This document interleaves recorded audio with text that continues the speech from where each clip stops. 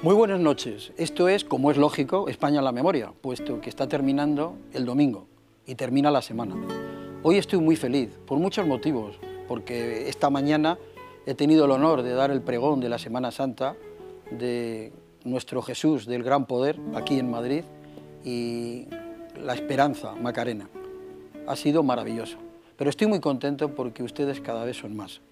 El domingo pasado, con Millán Astray y la Legión, hemos batido récord de audiencia y ustedes cada vez son más cariñosos conmigo. Me lo demostraron cuando yo aparecí en la manifestación por la vida y con todos los correos que ustedes me han mandado y que me siguen mandando, y el programa principalmente va dedicado a la transición y con un personaje que yo creo que mejor es que veamos y escuchamos este primer corte que he preparado.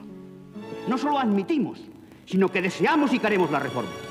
Pero no precisamente esta reforma, porque esta reforma tal y como la quiere el gobierno y tal y como la defiende la ponencia no es de verdad una reforma, es una ruptura, aunque la ruptura quiera perfilarse sin violencia y desde la legalidad.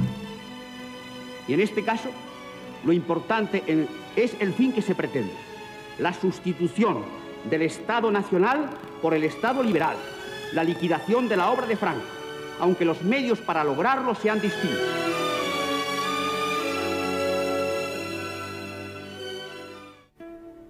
¿Quién me iba a decir a mí, en aquella segunda mitad de la década de los años 70 y comienzo de los 80, que yo iba a estar sentado en una mesa, en un programa de televisión, con don Blas Piñar? Buenas noches, don Blas.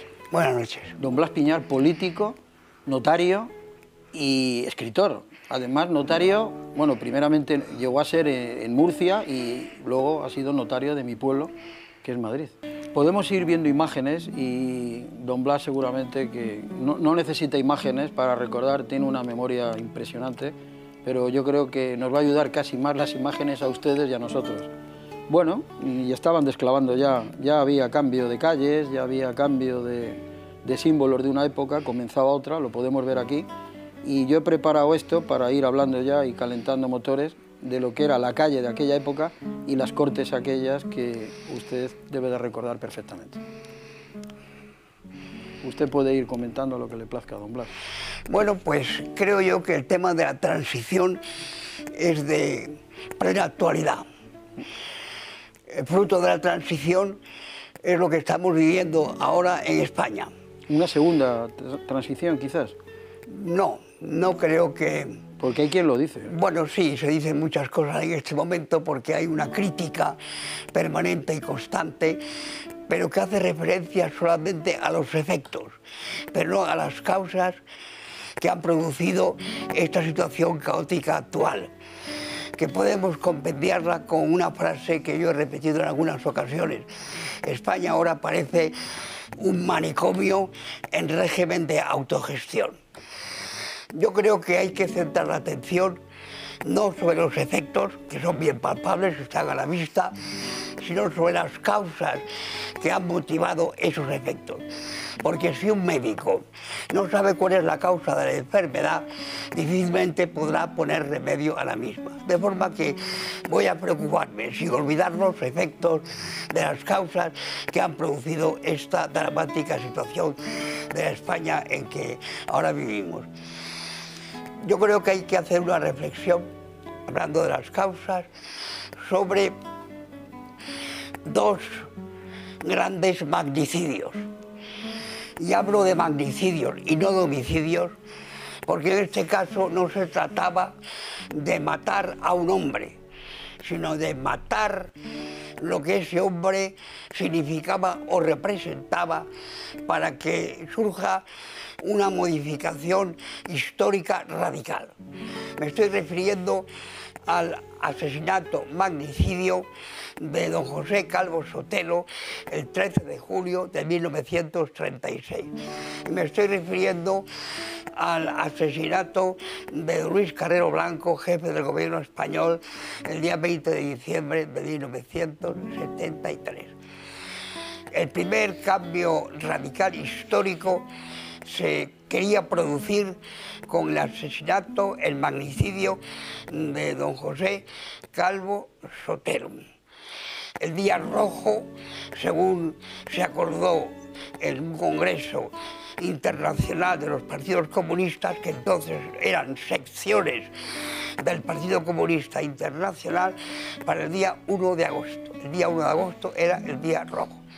Hubo un alzamiento militar que hubiera sido alzamiento militar, es decir, solamente había pretexto para una guerra civil, hasta que en la zona roja ese cambio radical histórico se produce a través de una lucha, un combate, un intento de liquidación del cristianismo en esta zona, con un martirologio ejemplar e innumerable, donde no hubo ni una sola apostasía, y además con lo que se ha llamado martirio de las cosas, 20.000 templos incendiados o profanados, y además imágenes, obras de arte religioso, y ya el colmo por lo significativo que es el fusilamiento del monumento al corazón de Jesús en el Cerro de los Ángeles,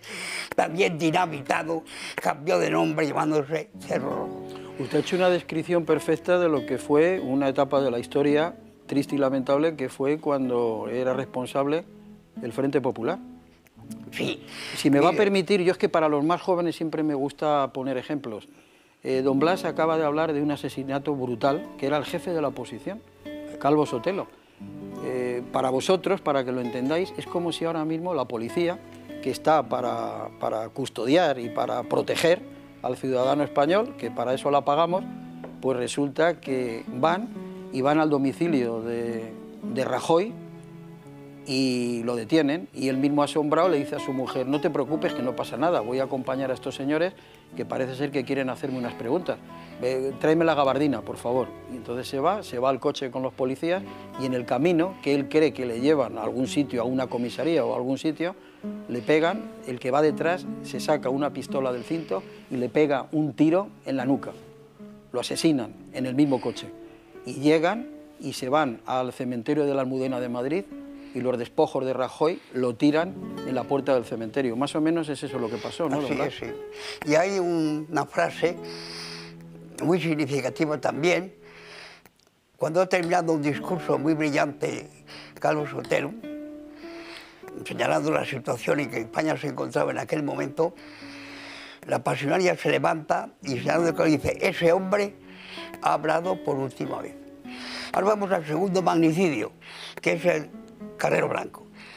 ¿Por qué se mata a Carrero Blanco? Se le mata por lo que representa y significa. Todavía no se ha aclarado ese magnicidio, ¿eh? ¿Cuál? Todavía no se ha aclarado del todo. Bueno, se sabe quiénes han sido los ejecutores materiales. Pero no los inductores o no los que sabían algo y callaron. Bueno, es muy significativo que la víspera del asesinato estuviesen en el despacho de Carrero Blanco, en la presidencia del gobierno, el famoso señor Kissinger, que fue uno de los animadores de la guerra del Vietnam, y que además, por eso mismo parece que le dieron el nombre de la paz. ¿Me permite que ponga una pieza? Sí, sí. Y seguimos comentando. Sí, sí, sí. Pues bueno, vamos ahora a poder ver y escuchar a usted, además en su plenitud. Esto que vamos a ver y vamos a escuchar fue una manifestación de Fuerza Nueva que hubo en el barrio de Salamanca de Madrid, y que era en base a pedir, a solicitar, porque era terrible lo que estaba sucediendo por aquel entonces. Era un día sí y otro también. Era el fin del terrorismo y la unidad de España. Lo vemos y lo escuchamos.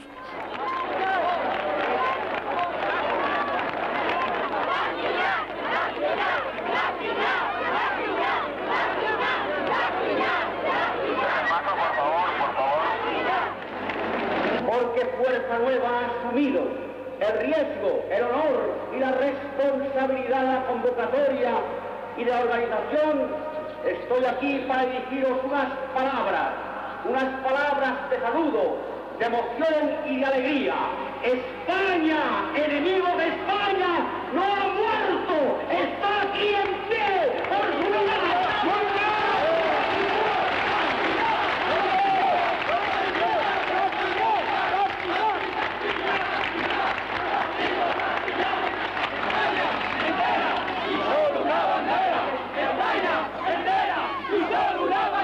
Que no olviden que si los combatientes por España quebrásemos por la traición interior.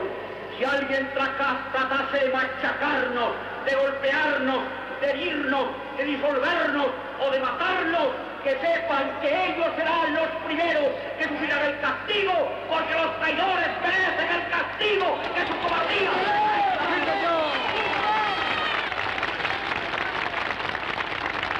España unida jamás será vencida. España unida jamás será vencida. España unida jamás será vencida. Ahora se recomienda encarecidamente, para ejemplo de toda España, para no parecernos a las hordas marxistas, que se dispersen todos en orden y con disciplina.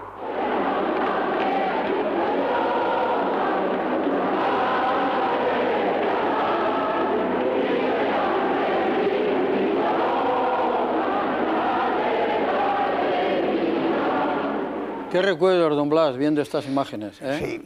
Además, yo recuerdo que Fernández Ordóñez, el que fuera ministro, en las Cortes llegó a decir una cosa muy curiosa. Dijo, las chicas, las mujeres más guapas están en Fuerza Nueva. Llegó a decir él, que Pues fue sí, ministro con Felipe González. Tuvimos una juventud espléndida, multitudinaria. Estábamos en la calle y precisamente porque nuestros actos tenían un apoyo multitudinario en la calle, naturalmente los que iban a producir la transición quisieron eliminarlos.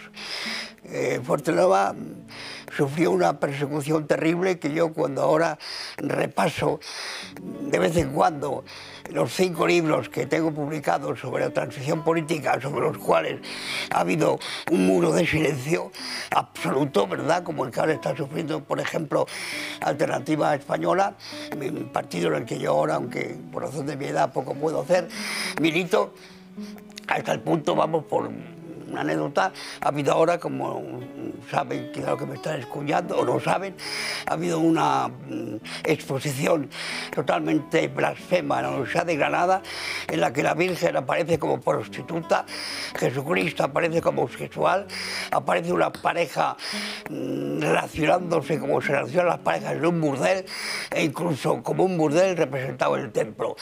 Bueno, pues ha sido Alternativa Española que ha conseguido, pidiendo incluso la dimisión del rector de la universidad, que esa exposición, gracias a Dios, haya sido clausurada. Es más, que estos vídeos, que yo confieso que no había visto y que no conocía que existieran, pues me ha hecho rememorar y recordar aquellos tiempos en que estábamos luchando por Dios, por España y por la justicia, y yo sigo luchando por esos ideales. Hicimos manifestaciones contra el terrorismo, no solamente en Madrid, sino en toda España. Hicimos manifestaciones contra el aborto, del cual podremos hablar después, si le parece a Alfonso que es oportuno. Y finalmente hicimos unas manifestaciones que llamamos por el Día de la Patria Española, para replicar a la berrieguna del nacionalismo separatista vasco. Y todas estas manifestaciones tuvieron una presencia realmente multitudinaria, profundamente emotiva, y por consiguiente los pasajes que hemos visto hace un momento, al recordarlos yo he sentido una profunda emoción. Bueno, ¿y lo de la unidad de España qué me dices? Bueno, la unidad de España está corriendo un gravísimo peligro.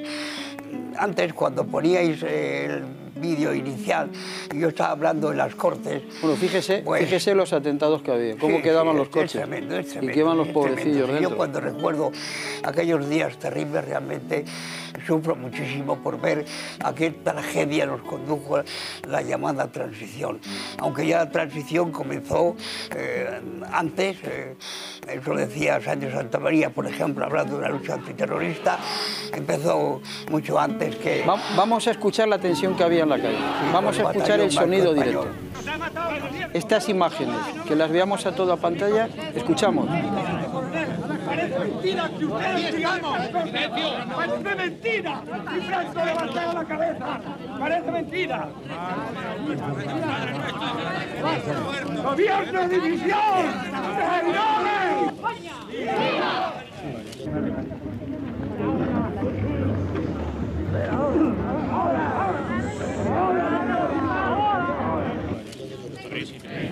Señor, dales el descanso eterno y brilla para ellos la luz eterna. Amén. Por tu misericordia.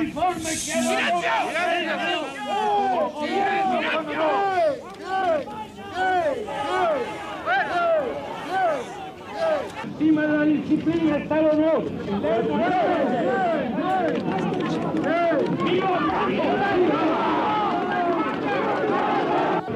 ¡Gobierno de división! ¡Gobierno de división!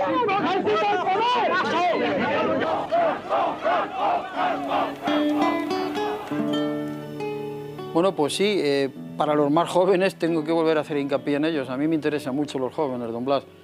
Parece que es cineficción, pero no. Triste y lamentablemente el sonido es original y las imágenes son originales. Esto es lo que ocurría en las calles. Ese día precisamente porque se ocultó cuando iba a producirse la salida de los cadáveres de los que habían asesinado. Yo acudí a ese acto porque tuve noticias de la hora en que iba a producirse. Salieron por la puerta de detrás del hospital donde se encontraban para que no llamara la atención a una hora desusada. Vi a militares, algunos tenientes generales con una cara compungida, ver aquel espectáculo realmente doloroso y lamentable. Y luego los incidentes que allí el incidente, mejor dicho, que allí se produjo, en que intervino Gutiérrez Mellado y el capitán de navío, que en el momento está diciendo que por encima de la disciplina estaba el honor, era precisamente mi consuelo, el que conocí muchos años después, ¿verdad? De forma que a mí incluso cuando estábamos ahí cantando no sé qué himno a la salida, pues alguien me cogió y usted se calla. Digo, yo no me callo como usted no me tiene sobre el suelo, ¿verdad? Y bueno, fue muy desagradable y nos dimos cuenta... Me permite, don Blas, porque sí, claro, aquí los seguidores de España a la Memoria son muy inteligentes y entonces están diciendo, bueno, el señor Arteseros no toca también lo que sucedía del otro lado. También hubo terrorismo brutal del otro lado, no tanto como del otro, y el terrorismo nacionalista, pero también hubo, y podemos ir viendo imágenes de unos hechos terribles también y lamentables que fueron los asesinatos de los abogados laboralistas de Atocha, que fue en enero de 1977. Bien, vamos a ver, con respecto a lo que se llamó matanzas de Atocha, yo quiero decir lo siguiente, porque es un tema que me hizo sufrir muchísimo, porque se desarrolló una campaña, no solamente contra Fuerza Nueva, la que se llamaba Sindicato del Crimen, Escuela de Terrorismo, la ETA Azul, el general Sánchez Santamaría, que luego dijo que se había equivocado de bando, llegó a equipararlos con Guerra y Batasuna. Pues bien, cuando se produjo lo que se llama matanza de Atocha, pues en la radio, en los medios de comunicación, constantemente se repetía: Blas Piñar citado en la Dirección General de Seguridad como motivo de los asesinatos de Atocha. Esa nota la había facilitado un organismo oficial que creo que se llamaba Oficina Coordinadora de la Información, que debía depender del Ministerio X. Lo cierto es que estando yo en mi despacho como notario, me llama el señor Martín Villa, al que yo conocía hace tiempo, porque había sido el mandamás del CEU, ¿verdad? Y era un hombre que estaba incorporado al régimen. Me llama por teléfono y me dice: oye, que estoy oyendo en la radio y que no dicen que tú estás citado al General de Seguridad. Ponte en contacto con el director general de Seguridad. Bien, yo no sé si Martín Villa, al darse cuenta de que esa noticia había salido del ministerio o de un ministerio, me llamó con un poco de remordimiento de conciencia. Yo llamé al director de Seguridad. Me dijo: pues no está don Mariano Nicolás, que había sido jefe de policía del movimiento y gobernador civil en la época de Franco de no sé cuántos sitios. Últimamente lo fue de Madrid, al que yo conocía muy poco. Una vez me acuerdo que profesionalmente tuve que autorizar una escritura que tenía que firmar, pero yo no tenía ninguna relación con él. Bien, entonces me dijo: no está, y me dice: no está el director de seguridad, yo antes de media hora me presentaré allí. Usted siga, pero voy a pedir que pongan imágenes, porque sí, es importante esto. Bien. Me dice, bueno, pues yo voy a ir allí a la Dirección General de Seguridad, no para hacer declaraciones, sino a pedir aclaraciones. Llego allí, me dice: en la Dirección General de Seguridad, en ningún departamento le han citado usted para nada. Y bueno, pero como sigue la radio, la televisión, la prensa, sí, que lo diciendo que todo. Yo, en fin, vamos, soy citado, su silencio da la impresión de que efectivamente estaba citado. Bien, cuando yo llegué allí... Mire, perdóneme, don Blas, en ese helicóptero tengo entendido que iba el rey. Bueno, yo no lo sé tengo porque entendido que verdaderamente fue una manifestación, fue un entierro multitudinario, y creo que el rey quiso verlo desde el aire, y parece ser que eso es lo que le motivó al rey a hablar con Adolfo Suárez y decirle que había que intentar ver la posibilidad de legalizar el Partido Comunista. No sé si lo habrá oído usted. Sí, lo he oído. Prosiga, estaba usted que se encontró que no había, había búsqueda y captura contra usted, vamos, o sea, que no tenía que declarar. Verá, es que esto es muy importante. La campaña de prensa fue brutal. Sí. Cuando el PP, por ejemplo, se alarmaba, ¿verdad?, y se indignaba porque él llamaba asesino, llamarle, en esa conferencia que iba a dar allí en Asturias, bueno, a mí no es que me han llamado asesino, es que lo han puesto en carteles por las calles, ¿verdad? Bueno, bien, a mí Mariano Nicolás me recibe, estuvo ciertamente muy atento conmigo, me dijo que su mujer, en fin, que no le había prohibido de los actos de Fuerza Nueva, pero hacía grabar los discursos que yo pronunciaba. Me dice lo siguiente: ha habido una rueda de prensa aquí en la Dirección General de Seguridad, que el señor Juan José Rosón ha insinuado que usted era el que había organizado las matanzas de Atocha. Bueno, ¿y qué pruebas ha aportado? Porque yo la verdad es que no sabía ni que existía un despacho de laboralistas. Bueno, he oído decir que después de esa manifestación o de otra iban a asaltar mi despacho como notario, cosa que no ocurrió afortunadamente. Martínez Campos, por alguien con sentido común debe intervenir para que no se produjese. Bueno, si alguien tiene la curiosidad de leer este libro, que digo, está rodeado de una moneda de silencio... Bueno, y luego, retomando lo que usted está comentando, luego le volvió a pasar algo parecido también, y le quisieron colgar el San Benito del 23F. Bueno, usted sí, allí en el Parlamento era de los pocos que no sabían nada y no tenían ni idea. Yo no tenía la menor idea de que usted no estaba en ese gobierno que Alfonso Armada... Bueno, mire usted, pero bueno, hay una cosa muy importante, ya que sacas lo del 23F. Cuando el general Armada se presenta con su lista de gobierno y los nombres de los ministros, yo entiendo que contaría con el consentimiento de los ministros. ¿Y quién eran los ministros? Pues los partidos del sistema, desde el Partido Comunista, ¿verdad?, hasta Alianza Popular. Esto es creo que es un argumento que hasta periodistas había, estaba Ansón, de ministro de la Comunicación estaba Ansón también, en esa lista. Yo sé que conseguí ver la lista, verla. Sí. Pero vamos viendo imágenes de otra cola, aunque sigamos hablando. Me he permitido hacer una cola, una base. Pues imagínese, se le ve, porque va en el tiempo, que va también envejeciendo como usted y como yo, que es Su Majestad el Rey. Entonces, Su Majestad el Rey pues, ha tenido protagonismo fundamental en muchos hechos que han ido configurando todo este periodo y esta etapa en lo que usted también, en lo que le corresponde, fue protagonista. Su Majestad el Rey. Bueno, mire, yo cuando me hago un esquema, ¿verdad?, de por qué se produjo la transición, es decir, el pacto entre lo que llamamos católicos liberales y los agnósticos y ateos, ¿verdad? Esto lo he visto en un trabajo de esto que se ha publicado o se ha hecho público recientemente. Bien, pues la corona, naturalmente, recae sobre la persona del actual rey. Bien, que fue antes príncipe. Cuando juró como príncipe, dijo que la monarquía, de la que él iba a ser, como ha sido jefe del Estado, era la monarquía del movimiento nacional. Y cuando hizo el mensaje de la corona el 22 de noviembre de 1975 en las Cortes, volvió a recordar la figura de Franco y que su comportamiento y su lealtad a lo que él significaba iba a conducirle en el futuro, ¿verdad?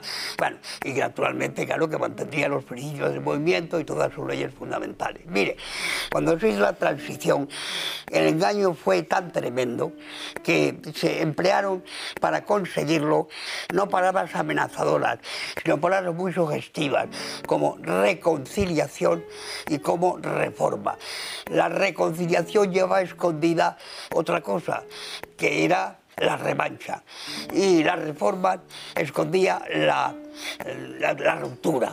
Es lo que estamos ahora viviendo a través de la memoria histórica, a través de la educación para la ciudadanía, que trata de cambiar ideológica y moralmente a los españoles, y lo ha conseguido.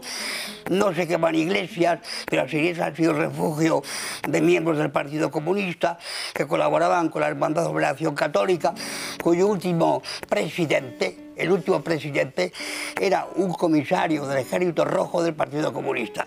De forma que esto es muy importante porque hay una vertiente eclesial en la transición, una vertiente militar y una vertiente puramente política, ¿verdad?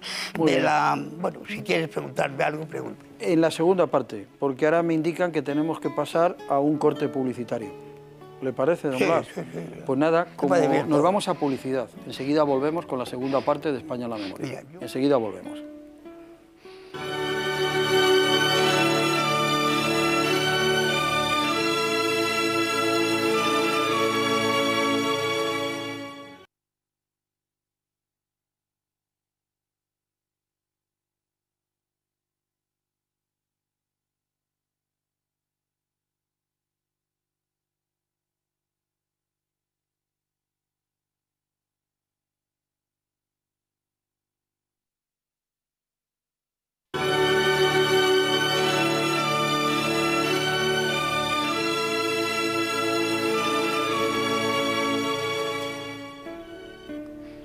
Seguimos con la segunda parte de España en la memoria, y en este España en la memoria, como habrán podido ver los que han seguido la primera parte, le estamos dando pues un guiño importante a ese periodo que todos conocemos y los que lo vivimos recordamos como la transición. Vamos a ver un corte que he preparado con el invitado que tenemos aquí esta noche, don Blas Piñar. Esto fue en la Plaza de Oriente y fue en el 4º aniversario de la muerte del anterior jefe del Estado, el general Franco. Lo vemos y lo escuchamos.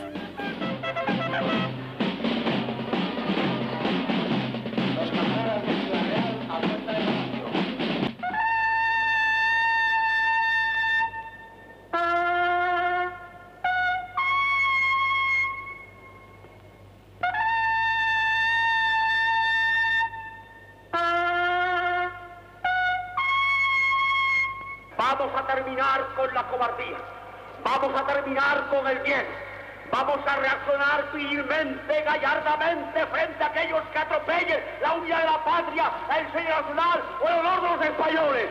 Yo voy a atreverme hoy aquí a daros esa voz de mando. Adelante, españoles, sin miedo a nada ni a nadie, por la fe y por la patria, las banderas en alto. ¡Viva Cristo Rey! ¡Arriba España! ¡Adelante España!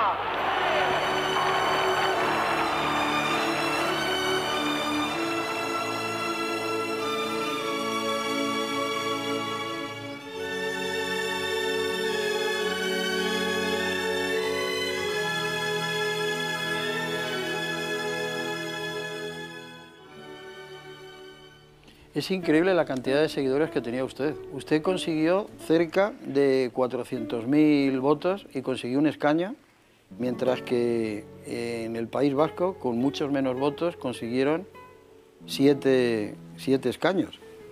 Bueno, tengo aquí las cifras. Usted en el año 79, 379.463 votos y consigue su escaño. Además, en una etapa cargada de historia. Usted vivió el 23F y vivió cantidad de cosas. Y además con un lema, que era España en tus manos.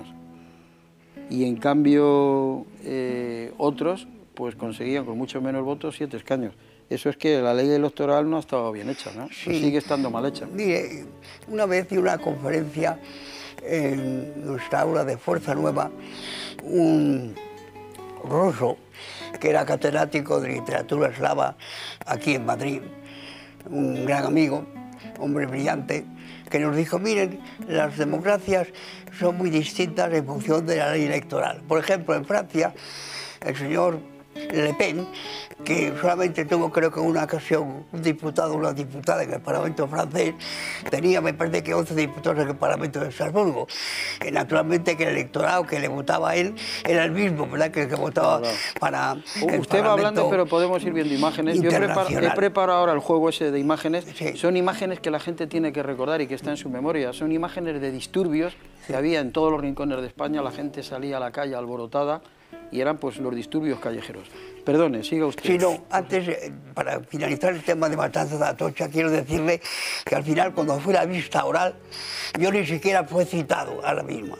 Eso quiere decir que fue una campaña tratando de ilegalizar la Fuerza Nueva como si fuese un grupo terrorista. Bueno, yo lo que pienso es que muchos de los asistentes a esos actos multitudinarios todavía vivirán, y supongo que su presencia allí era dar testimonio público, valiente y de alguna forma arriesgado de su adhesión a la obra gigantesca que se hizo en España. La frase gigantesca no es mía, sino que es el señor Fraga Iribarne, a pesar de que el que afirmó su fidelidad el 18 de julio dijo que había que hacer una reforma del orden constitucional. Y se hizo, porque el señor Fraga Iribarne fue uno de los coautores de la Constitución, y de ahí arranca todos los males que estamos sufriendo en este momento en España. Bueno, yo tengo en mis manos, lo podemos ver, si lo enfoca la cámara, Don José María Velo de Antelo. Menudo libro, además lo he traído para regalárselo. Aquí está usted por todos los lados. Sí. Bueno, todos. Es Los orígenes del Partido Popular. Sí, él fue uno, creo que de los que pusieron en marcha y con los 7 magníficos. Sí. Fíjese, aquí dice, por ejemplo, ¿sabía que Adolfo Suárez fue presidente de uno de los 7 partidos que fundaron Alianza Popular? ¿Conoce quiénes eran sus fundadores y qué procedencia ideológica tenían?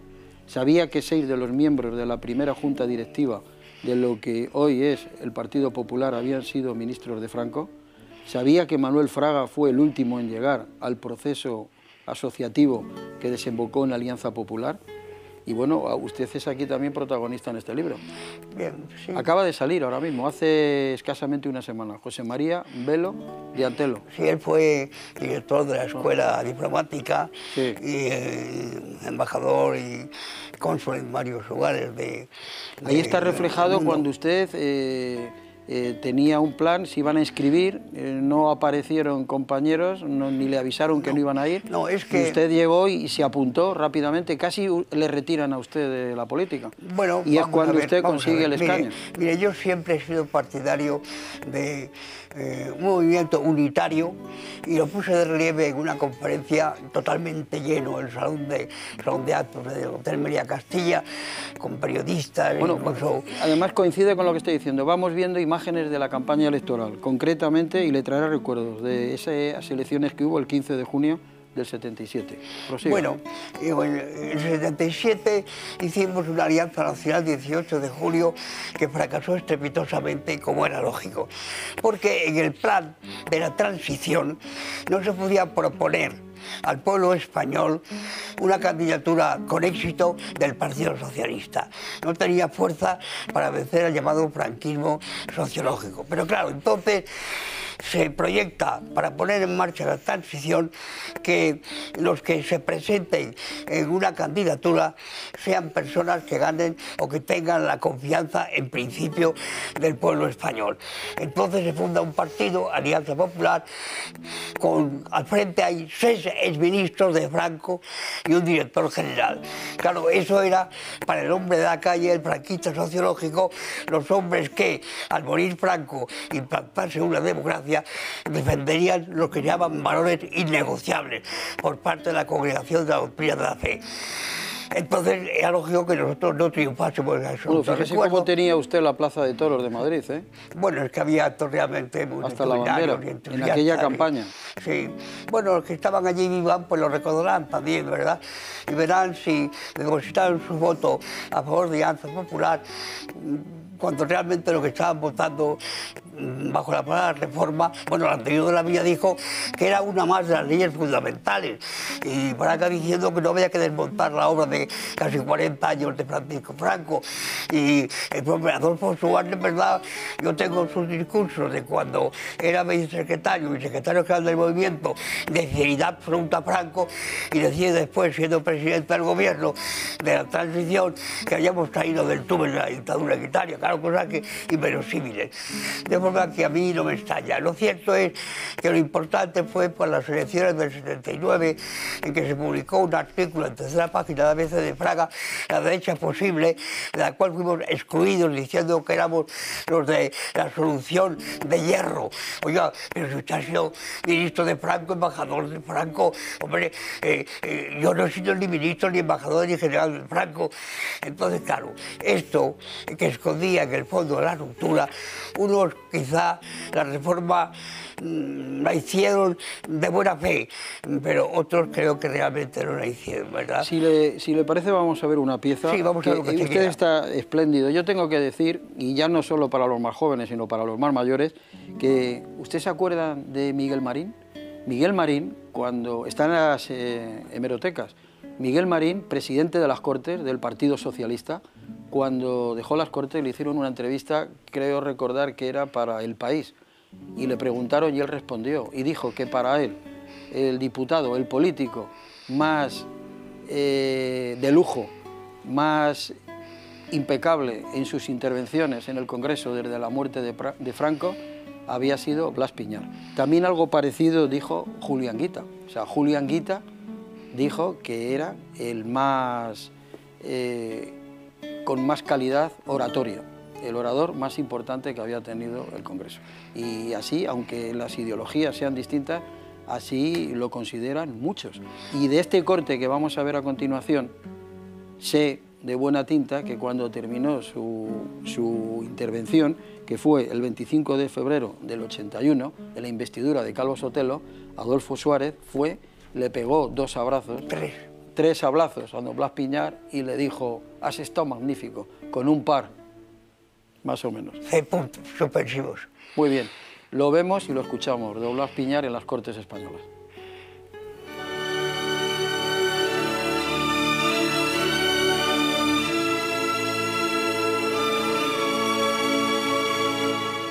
Señor Calvo Sotelo, no vea en mis palabras en absoluto ninguna actitud de hostilidad. Tengo para su ilustre apellido, tan entrañablemente vinculado a la historia última y dolorosa de España, respeto, simpatía y admiración. Pero respeto, admiración y simpatía que no me impiden votar que no a su investidura como presidente del gobierno. Las razones son claras. En primer lugar, el gobierno que formaría su excelencia sería un gobierno monocolor de la Unión de Centro Democrático, que tendría forzosamente que responder al programa electoral del partido, como ha dicho por otra parte su presidente en unas declaraciones de estos días, y tendría que cumplir imperativamente los mandatos de la Constitución. No consiste gobernar solo, como dijo el señor Calvo Sotelo, en elegir. Consiste en elegir bien, en elegir al servicio del bien común, en ir perpetuando las adhesiones e irlas incrementando. Y es cierto que no se perpetúan las adhesiones ni se incrementan las mismas cuando, como el propio posible presidente del gobierno afirmaba, que hay un clima generalizado de desencanto, de desesperanza, de inseguridad y de pesimismo. Un sistema político, cualquiera que sea su nombre, no se justifica solo por unas declaraciones programáticas o estampadas en el texto respetado de una ley, porque obras son amores y no buenas razones, sino sencillamente por sus hechos. Y el bien común al que debe servir un gobierno, y este será un gobierno de UCD, que no puede manejar las palabras continuación, continuidad y continuismo, porque una de las tres cosas, y las tres son exactamente la misma, es evidente que no respeta ni ha garantizado, al menos en estos años, los ingredientes sustantivos del bien común, que son el derecho a la vida, el derecho al honor, el derecho a la propiedad privada, que es la garantía de la auténtica libertad, e incluso el derecho al trabajo. El derecho a la vida, porque parece que el derecho único que existe es el derecho a matar. El derecho al honor, porque se difama diariamente. El derecho a la propiedad privada, porque se confisca por el doble método de la inflación de una parte y de una presión fiscal que está reduciendo a la miseria a millones de españoles. El derecho al trabajo, porque todos hemos denunciado aquí y reconocemos que aumentan en proporciones gigantescas las tasas de desempleo. Y finalmente, incluso el derecho a la libertad de expresión, cuando aquí se sabe y se ha dicho que los fondos de reptiles compran esa libertad de expresión y por una parte se autorizan o se toleran manifestaciones con exaltación de terroristas y del terrorismo, con personas encapuchadas, portadoras incluso de metralletas, mientras se prohíbe una manifestación en la que no solamente se pretendía afirmar la unidad de España y condenar los actos del terrorismo y de los terroristas. Economía, sí. Energía nuclear, sí. Yo me he manifestado en esta Cámara a favor de esa energía nuclear, que es la única que puede salvar nuestra economía en un futuro inmediato, pero mientras tanto, por unas razones o por otras, la central nuclear de Lemóniz se encuentra en paro. Se afirma que hay que dedicar mayor interés a la inversión de los capitales privados y aumentar la productividad. Pero ¿quién invierte si sabe que su inversión es absolutamente ineficaz? ¿Y quién produce si sabe que no existe mercado para aquello que se ha producido? Tratamiento preferente para los agricultores, que no pueden seguir siendo ciudadanos de tercera o cuarta categoría, porque ellos nos dan de comer a todos los españoles. Sin embargo, hay que pensar que si los españoles tenemos que comer y las condiciones climatológicas, como usted ha apuntado muy bien en el día de ayer, no son adversas, ¿a qué obedecen esas exportaciones de cereales a la Unión de Repúblicas Socialistas Soviéticas que pueden ser necesarios para el consumo nacional? Tratamiento preferente a los hombres que viven del mar, pero cuando un Estado es débil no puede defenderse en el exterior y nos van regateando, quitando las posibilidades de pescar en los caladeros de Marruecos y del Sáhara, y también se nos regatean o se nos arrebatan las licencias para pescar por los portugueses y por la Comunidad Económica Europea.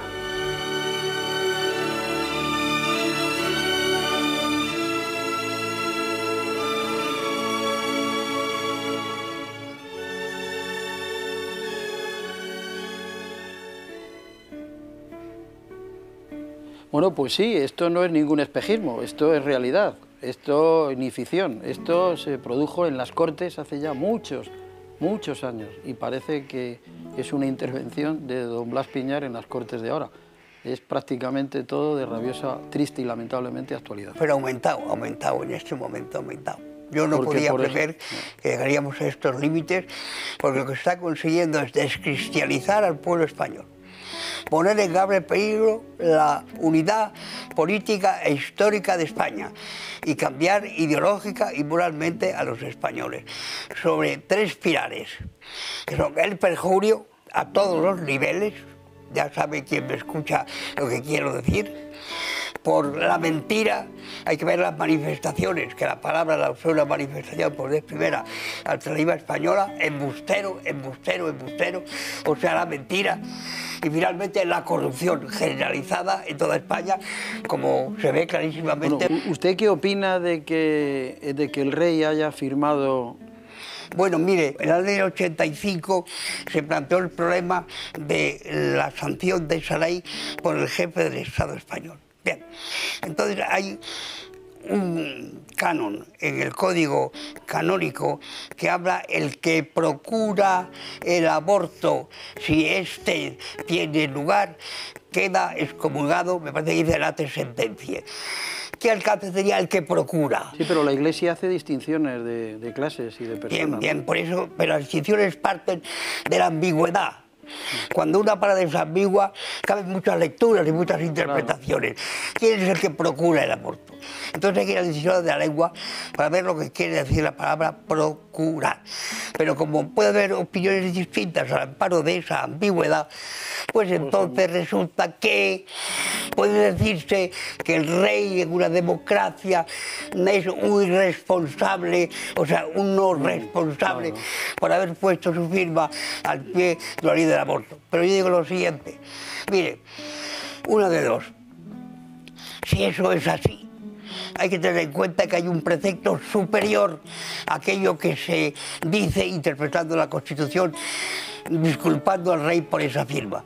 Y es que hay un precepto que es verdad revelada: hay que obedecer a Dios antes que a los hombres. Y la Constitución es una obra de hombre. Está claro. Muy bien, vamos a ir viendo imágenes que a usted le va a traer muchos recuerdos, porque cuando usted, la apertura de esas Cortes, que usted fue diputado, y estaban enemigos políticos a rabiar, o sea, lo tendrá que recordar. Era la primera vez que entraba en las Cortes Santiago Carrillo, la Pasionaria, Rafael Alberti, Blas Piñar, o sea, es que estaban todos ahí. La verdad es que eso debió de ser muy emocionante. Usted lo recuerda, ¿no? Como si fuera ayer. Mire, yo lo recuerdo porque yo recibí prácticamente una felicitación precisamente de los bedeles del Congreso, ¿verdad? Como yo no sabía eso de que la derecha se sentaba en un sitio, la izquierda en otro, el centro en otro, pues yo vi un sitio vacío y me subí. Y claro, pasé al lado pues, de los diputados socialistas y comunistas. Y decía, no sé quién fue, si Felipe González o Santiago Carrillo, mira, ese iba con los nuestros. La verdad es que yo me senté al lado de algún diputado socialista que procedía del Partido Socialista Popular de Tierno Galván. Y era gente, pues hombre, muy respetuosa y el trato con ellos, muy breve, pues no fue realmente referente ni desagradable, eso es cierto. Sí, sí. Bueno, No, pero yo estaba cargado de anécdotas. A mí muchos de los que aparecen ahí, y algunos ya tristemente desaparecidos, me han contado cada anécdota de esta apertura de las Cortes. Bueno, mire, alguien me llamó a mí el llanero solitario, ¿verdad? Sí, sí, sí. Pero mire, conseguí una cosa, el máximo respeto posible de la Cámara. El máximo, es decir, que estaban prácticamente los escaños vacíos y cuando decían que iba yo a intervenir, aquello se llenaba por completo. Yo no creo más que una vez que alguien dijo algo, digo, yo ruego a ustedes el mismo respeto con que yo escucho la palabra de aquellos que son mis adversarios políticos. Y luego un silencio sepulcral. Mire, y hablando de amistades, sabe que no la cita hoy, esto es muy importante, mi amistad personal con Juan María Vandrés. Bien. Tenía sentido del humor y yo gracias a Dios lo tengo y eso me compensa de otras cosas muy desagradables, ¿verdad? Pues Juan María Vandrés y yo fuimos muy buenos amigos, tanto, nos hicimos recíprocos favores, que me dedicó un libro con la siguiente dedicatoria: de las antípodas políticas, pero con mi amistad y mi afecto. Y yo recuerdo que le contesté, bueno, yo que te regalo a ti. Digo, ya sé, te voy a regalar Revelaciones del Palmar del Troya.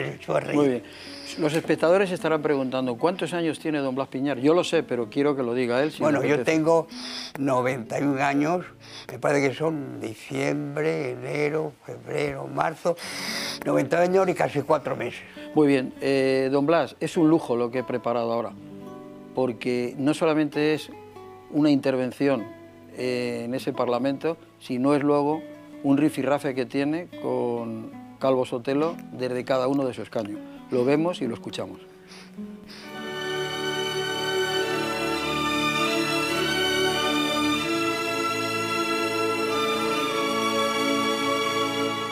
Se ha hablado de las autonomías y, señor Calvo Sotelo, usted creo que parte de un error lógico, porque usted es un defensor del texto constitucional.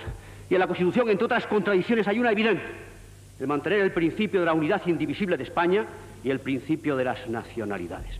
Y como la posibilidad de equilibrar nación con nacionalidades no existe, resulta que en este momento los poderes públicos de los entes autonómicos, en muchos casos y circunstancias, no hacen la exaltación de una nacionalidad dentro de esa nación única e indivisible, sino, como se ha dicho, de la propia personalidad nacional de lo que entendíamos que era tan solo una región española. Cuando los poderes públicos son poderes del Estado en las comunidades autónomas, todavía la tesis es admisible, pero cuando esos poderes públicos en la comunidad autónoma se ponen al servicio de un ente nacional para construir su propio Estado, estamos, como estaba apuntando muy bien ayer el señor Calvo Sotelo, ante la autodestrucción del Estado nacional. El Estado nacional se convierte en un almacén de retales.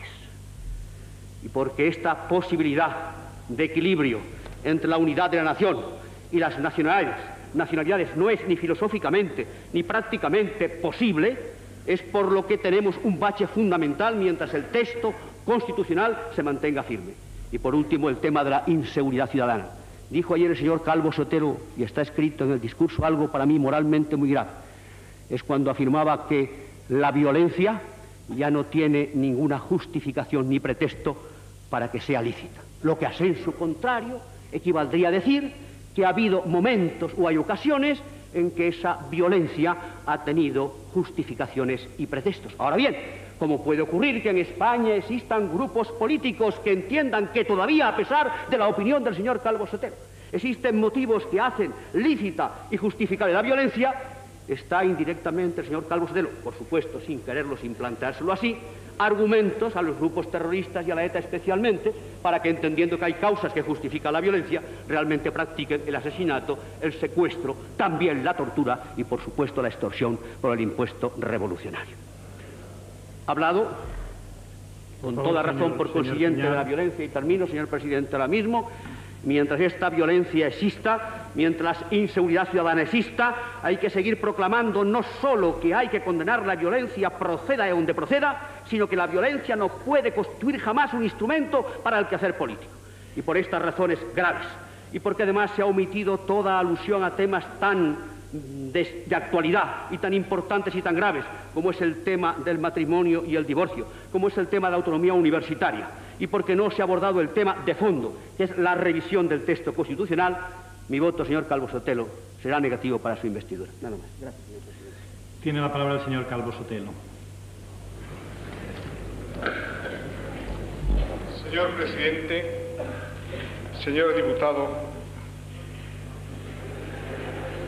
con toda cortesía, pero con toda firmeza, tengo que hacer una puntualización.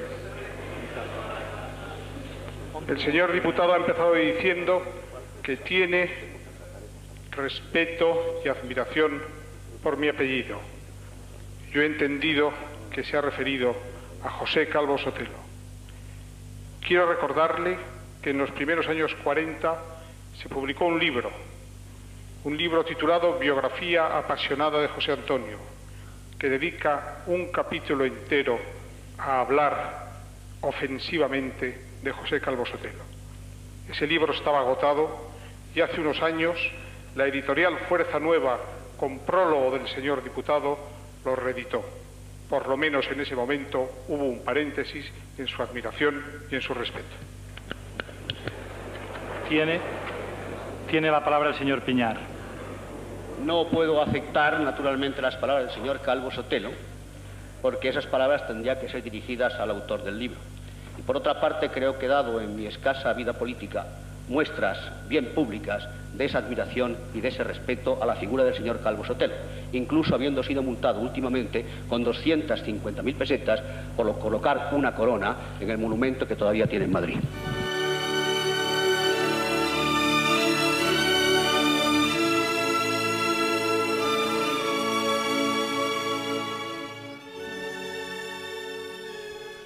Todo un lujo haber escuchado la intervención en aquella época de don Blas Piñar, y todo un lujo, don Blas, de haber estado aquí esta noche. Yo, antes de nada, no sé que se me olvide, le voy a hacer un pequeño obsequio en nombre del programa. Y muchas gracias. A la antigua relojería, bueno, en Madrid, en la calle de la Sal. Que esa brújula oriente por el buen camino. Pues muchas gracias, don Blas. A ustedes, ¿qué les voy a decir? Que muchísimas gracias. Les espero la semana que viene con otro guiño a esa etapa de la transición, y va a ser en la transición y Adolfo Suárez. Y les voy a contar algo. Hay un teléfono que va a aparecer en pantalla. Bueno, si me quieren mandar algún mensaje, que me los están haciendo y me vienen muy bien, firmas@alfonsoarteseros.com. Pero el teléfono es el 9-330-0158. ¿Para qué es este teléfono? Habrá un contestador automático, ustedes llaman y dejan su teléfono, les van a llamar. Porque fíjense, vamos a hacer secciones en España a la memoria, vamos a agrandar España a la memoria, y queremos que ustedes participen, porque su memoria nos interesa, su memoria es nuestra memoria, y nos interesa su álbum de fotos, y nos interesa sus imágenes, los vídeos antiguos, los 8 o los super 8 milímetros, todo eso. Entonces llamen por teléfono, díganos qué intención tienen, qué es lo que tienen, que habrá un operativo que se lo va a recoger en su domicilio, nosotros lo vamos a volcar, lo vamos a digitalizar y se lo devolvemos, y usted o su familia va a aparecer en España en la memoria. Y ya para despedirme les voy a decir algo. Dentro de todo el cariño y de todos los que me mandan correos y tal, fíjense qué estúpidos. Hay quien dice que yo soy rojo y otros dicen que yo soy facha. Y yo creo que todo depende del lugar desde donde se mire. Fíjense ustedes, ustedes están ahí y ustedes en realidad me están viendo a la izquierda, de izquierdas. Me están viendo ahora mismo en el extremo izquierdo de sus pantallas. Y resulta que yo estoy aquí sentado a la extrema derecha de don Blas Piñar. Qué estupidez los que dicen que soy rojo y qué estupidez que yo sea facha. ¿Saben lo que soy? Yo soy el hombre de los recuerdos, que les quiere mucho y les espero la semana que viene.